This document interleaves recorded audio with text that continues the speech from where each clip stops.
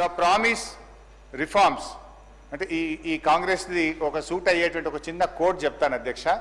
First they promise reforms, then they reformed their promises. అధ్యక్ష, పైన చెప్పిన కొటేషన్ ఎవరు చెప్పిండ్రో కానీ ఇది కాంగ్రెస్ పార్టీకి బాగా సూట్ అవుతుంది అధ్యక్ష. ఎన్నికల ముందు మార్పు పేరిట వాగ్దానాలు ఇచ్చారు, ఎన్నికలయ్యాక ఆ వాగ్దానాలను ఏమార్చారు. సింపుల్గా స్ట్రైట్గా చెప్పాలంటే అధ్యక్ష, ఎన్నికల ముందు ఏమన్నారు?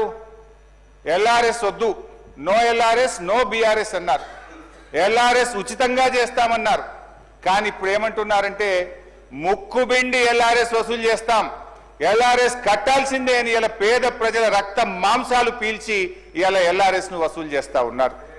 రెండవది అధ్యక్ష, ఆనాడు బట్టి గారు, సీతక్క గారు, ఉత్తమ్ కుమార్ రెడ్డి గారు ఫార్మాసిటీకి మేము భూములు సేకరిస్తా ఉంటే ఆ రోజు అక్కడ పాదయాత్ర చేసి పచ్చటి భూములు ఎలా తీసుకుంటారు, మా ప్రభుత్వం అధికారంలోకి వస్తే ఫార్మాసిటీ భూములు తిరిగి వాపస్ ఇస్తాము అన్నారు.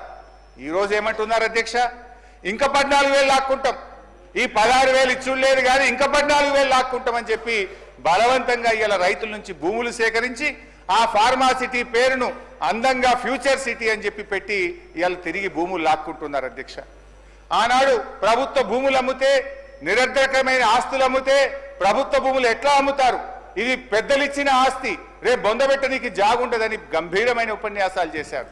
ఇవాళ ఏమంటున్నారు? బరాబర్ భూములు అమ్ముతామంటున్నారు. ఇవాళ 30,000 కోట్ల రూపాయల భూములు అమ్మకానికి పెట్టినారు అధ్యక్ష. అంటే